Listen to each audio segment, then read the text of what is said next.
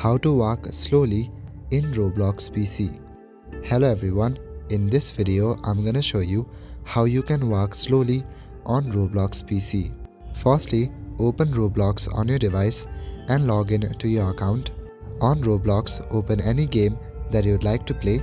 To walk slowly in Roblox on PC, you can use the Shift key to slow your character's movement. By holding down the Shift key while using the W, A, S and D keys, your character will move at a slower pace.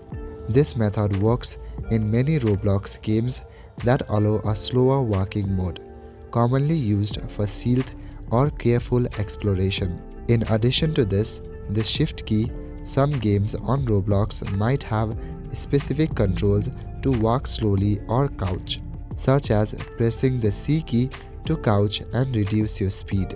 If you are developing your own game in Roblox Studio, you can also adjust the character's walking speed through scripting, setting the walk speed to a lower value for slower movement. So that is it for this video. I will see you in the next one.